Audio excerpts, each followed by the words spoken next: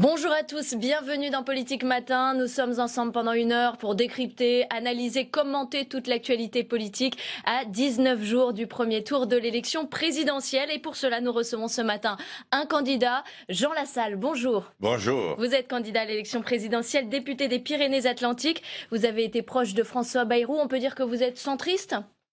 Non. Non. Je suis au centre du peuple. Au centre du peuple. On va en Pour le parler avec rassembler. vous. On va parler également de votre programme. Dans cette émission, il a été présenté hier tout juste. Et puis nous aborderons également le débat qui a lieu ce soir entre les 11 prétendants à l'Élysée. Place à la revue de presse et à la une, grand oral pour petits candidats.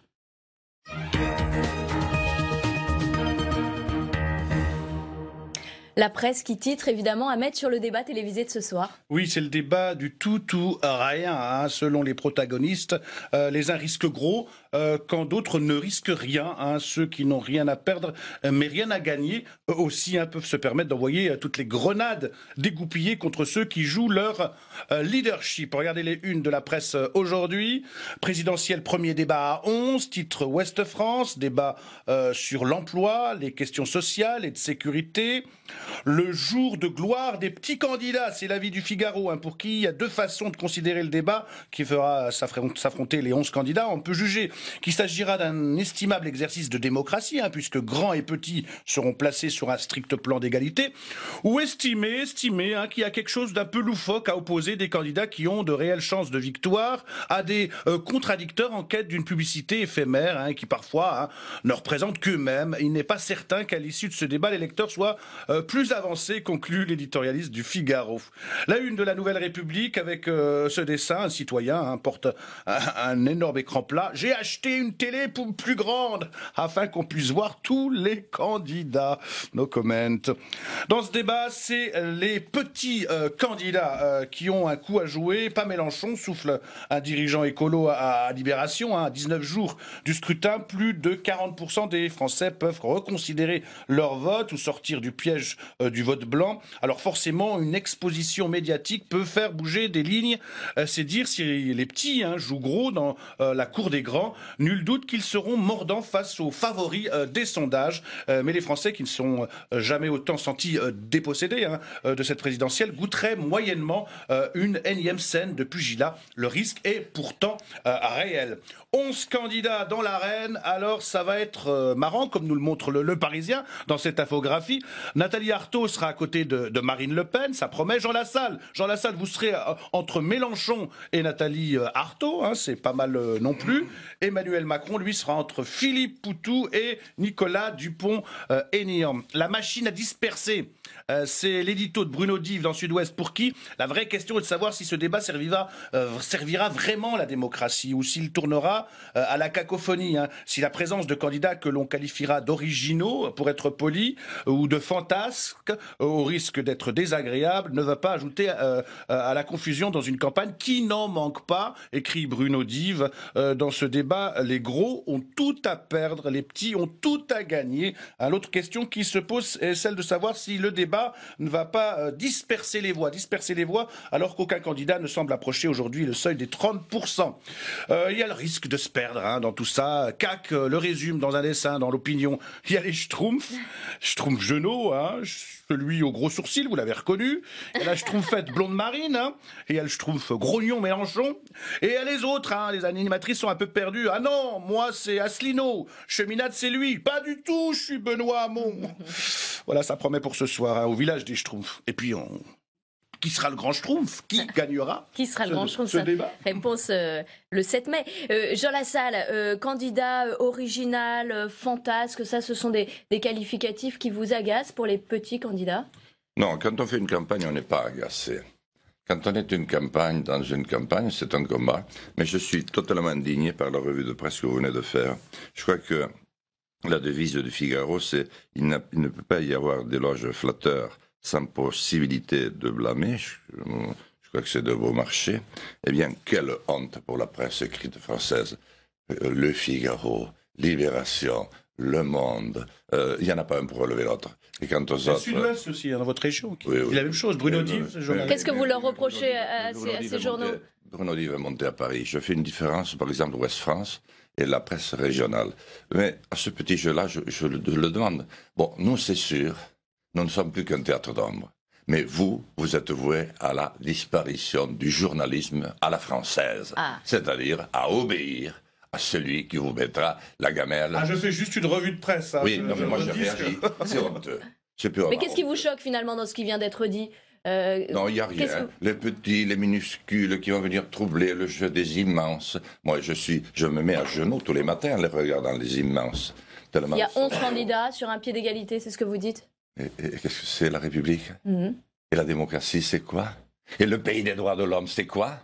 Hein? Donc ce sera ce soir le débat à la télévision. Voilà. On poursuit cette revue de presse. Ceux qui écrivent tout ça. On poursuit la revue de presse, Ahmed, avec La Voix du Nord, qui fait sa une sur ses statues et sculptures qui peuplent sa région au gré d'idées un peu loufoques. Oui, un peu de légèreté, hein, ce débat un peu... Alors, artistes, le combat continue, hein, pour reprendre le titre de votre hebdomadaire cette semaine, hein, Éric Fotorino. Les goûts et les couleurs, ça se discute pas, quoique original, ou m'as-tu vu, hein, des statues et des sculptures un peu bizarroïdes peuplent la région de Lille au point de faire débat. Alors, regardez, la dernière sculpture qui fait débat, c'est cette gigantesque tour Eiffel érigée sur le front de mer du Touquet. 90 000 €, hein, tour Eiffel en polystyrène et résine, signée de l'artiste Alain Godon. Deuxième sculpture, là c'est du lourd. Hein. Imaginez la tête des riverains de ce nouveau lotissement à Outreau, hein, qui ont découvert ce véritable hôtel érigé à la gloire de François Mitterrand. Hein. Un buste de 4 mètres de haut et 12 de large. Hein. Depuis leurs salons, certains habitants ont une vue directe sur la nuque de l'ancien chef de l'État. Hein. Il n'avait jamais été aussi grand. Statue inaugurée par Michel Sarras, le gardien du temple mitterrandien. Alors il y en a d'autres, hein, comme ce serpent, sans queue ni tête. Hein, ça se passe dans le quartier de Vazem, à Lille. Ou mieux, alors cette vierge. Quoi, la Vierge? Qu'est-ce qu'elle a, la Vierge? Disons qu'aux yeux du curé de Lincel, hein, à côté de Lille, elle a des formes avantageuses, hein, ne portant pas à la piété.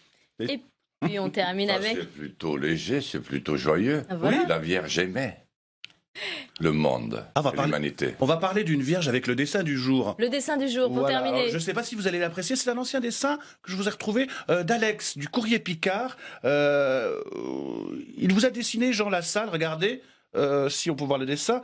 Jean Lassalle, président en 2017. Bernadette Soubirous a bien vu la Vierge dans les Pyrénées.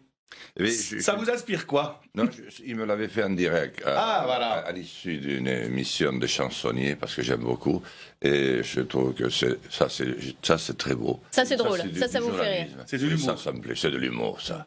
C'est pas... Et vous en avez. C'est pas méchant. Merci Ahmed pour cette revue de presse. Ni bête, ni antidémocratique. Un peu d'humour, effectivement. Ce soir, 11 candidats à l'élection présidentielle vont s'affronter à la télévision. Un débat historique avant le premier tour. Pendant près de 3h30, les prétendants à l'Élysée vont exposer leurs idées sur l'emploi, la sécurité ou le social et éclairer les électeurs sur leurs choix. Jean Lassalle, qu'est-ce que vous attendez, vous, de ce débat? Bien, d'abord que la campagne démarre, parce que pour l'instant, je n'en ai pas vu. Et je dois confesser vraiment en toute modestie que si je n'étais pas candidat, je ne saurais pas pour qui voter. Le fait divers a tenu lieu de projet depuis 1 an. Et je n'en ai pas retenu une ligne. Et on parlait à l'instant des artistes, mais comment voulez-vous qu'il y ait des artistes dans un pays qui s'emmerde, qui a peur et qui n'a plus confiance en rien ni en personne? Et ce n'est vraiment pas cette campagne qui inspire. J'espère que ça va commencer. Comment vous allez convaincre, vous, justement, ces indécis et puis ceux qui sont tentés par l'abstention? Tout simplement en parlant pendant les 17 minutes auxquelles j'ai droit, je crois. Comment vous comptez vous démarquer? Il y a 11 candidats sur le plateau, ça va pas être facile? Bon, écoutez, rien n'est facile. Si une présidentielle était facile, ça se saurait. Je vais essayer de rester moi-même, comme d'habitude. Et puis, je vais essayer de mettre ce que j'ai de meilleur. Voilà. Vous vous êtes préparé particulièrement? Non, pas du tout, non. Parce que ça ne sert à rien. Les choses ne se passent jamais comme vous avez imaginé qu'elles devaient se passer. Donc, vous êtes encombré d'esprit pour rien. Il vaut mieux garder un esprit lucide, un cœur chaud et bouillonnant, et les entrailles aussi. Alors on va parler de votre programme, mais avant cela, on va essayer de mieux vous connaître. Vous êtes candidat à la présidence de la République pour la première fois, député centriste des Pyrénées-Atlantiques depuis 2002. Vous vous êtes fait connaître par quelques coups d'éclat à l'Assemblée.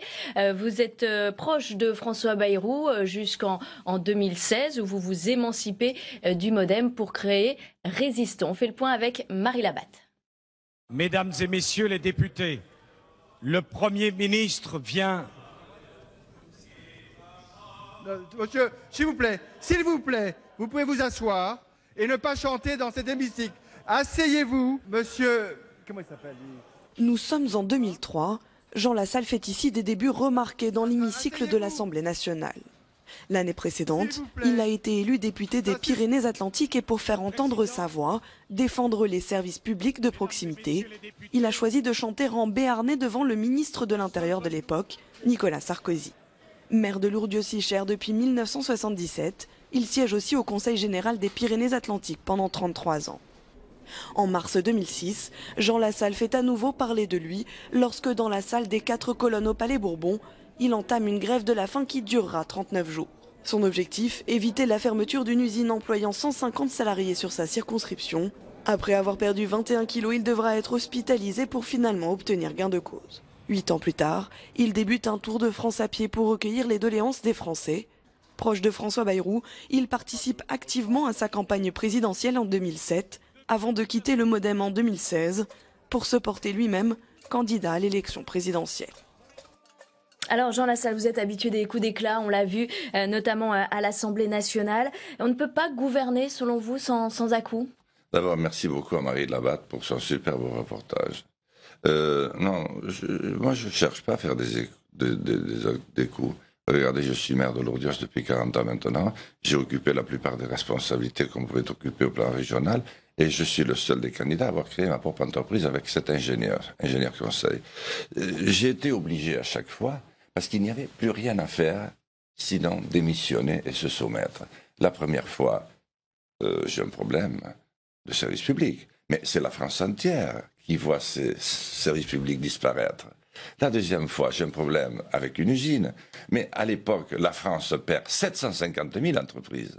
Et quand je fais le tour de France, je vois que la dictature qui s'est instaurée dans notre système rentre dans le cœur des Français et elle nous détruit avant de saccager nos enfants demain. Alors justement, vous avez fait le tour de France, parcouru 5000 km à pied à la rencontre des Français. Quelles sont les attentes de ces Français aujourd'hui pour l'élection présidentielle ? À mon avis, pas beaucoup. Ils ne font pas d'illusions, ils savent qu'ils ont toujours... ils savent d'abord qu'il n'y a pas eu de président en France depuis 40 ans. Et ensuite, ils savent que nous jurons au mois de mai, nous nous parjurons au mois de juin. C'est pour ça que nous ne sommes pas très grands, c'est pour ça que moi je veux dire que j'ai quand même ressenti beaucoup d'espoir parmi eux. Mais ils ne savent pas comment le mettre en œuvre. Moi je crois qu'il faut d'abord les rassembler. Ce pays veut être rassemblé et ce que je vais m'efforcer de faire. Vous prévoyez dans votre programme 44 milliards d'investissements, autant d'économies. Est-ce que c'est suffisant selon vous pour relancer l'économie française ? Écoutez, il faut d'abord donner un signal. Parce que la politique, c'est des symboles très forts. Ce n'est pas des valises pleines de chiffres qui ne sont jamais les mêmes. Ce n'est pas des déclarations et des contre-déclarations. C'est un futur, une trajectoire. C'est le rôle du président qui incarne la France. Moi, je dois trouver et retrouver un espace politique et un espace économique et financier à la France. Vous voulez un nouveau contrat social. Qu'y a-t-il dans ce contrat ? Mais tous les hommes et femmes de bonne volonté qui veulent éviter une fois de plus faire tuer nos enfants. On peut très bien faire ce qui a été fait si joliment et qui a tenu 70 ans, sauf qu'il y a eu avant 100 millions de morts. Moi, je veux obtenir le même résultat sans tuer toute notre jeunesse et les jeunesses du monde entier. Notre politique économique est entre les mains de Bruxelles, vous dites. Vous voulez rendre des marges de décision pour la PAC, sortir des négociations sur le TAFTA ou le CETA. Est-ce qu'il faut remettre aussi en cause l'Europe pour vous ? Je n'organiserai pas de Frexit parce que la France est déjà trop, et les autres pays, parce que j'ai visité après le Tour de France 15 autres pays. Ils ne sont pas à meilleure posture que nous, croyez-le.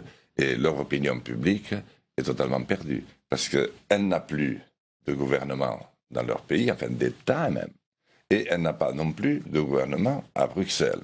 quand vous y pensez, vous imaginez que c'est M. Juncker qui préside tout cela, alors qu'à la tête du Luxembourg, il a blanchi et verdi le plus d'argent au cours de ces 20 dernières années, vous voyez que ça pose problème. Mais vous voulez renégocier les traités? Non, moi je vais proposer, d'abord je ne parlerai qu'au niveau des chefs d'État et de gouvernement. Je veux fonctionner, comme l'avait préconisé le général de Gaulle, dans le mode Europe des nations. Dans un premier temps, mais je ne vais pas toucher au reste, parce que ce qu'il faut d'abord, c'est sauvegarder la paix et relancer un des grands pays de l'Europe. Les Anglais sont partis, nous pouvons prendre l'initiative, et nos enfants seront plus inspirés, s'ils ont échappé à la guerre, pour mener à bien ce formidable projet. Aujourd'hui, nous n'avançons plus, et au contraire, nous décourageons tout le monde. Vous voulez revaloriser, vous, les communes, et vous souhaitez abroger la loi NOTRe. Pourquoi? Ah oui, tout de suite. Parce que ça, c'est une très grave entorse à la longue histoire de notre pays. La longue histoire de notre pays, elle n'est pas très compliquée. Elle s'est construite autour d'un État avec des provinces, mais surtout sur l'amour charnel que les hommes portent à leur territoire. Et ça, on a complètement dézingué tout ça, parce que lorsque un futur soldat de Verdun partait, on ne lui demandait pas combien il y avait d'habitants dans sa commune. On lui demandait d'aller servir, et il y allait. C'est grâce à lui que nous aurons obtenu les 60 ans de paix indiscontinue dont j'ai bénéficié. Donc, élire aujourd'hui des députés, des élus, des maires, et surtout des maires, ceux qui sont encore, ceux qui permettent à la France de tenir debout uniquement ce nombre de citoyens, alors qu'on délaisse totalement les 2/3 de notre territoire, qui est un des plus beaux du monde, c'est absolument pas acceptable. Une dernière question sur les nationalisations. Vous y êtes favorable? À quel groupe du CAC 40 vous pensez dans votre programme?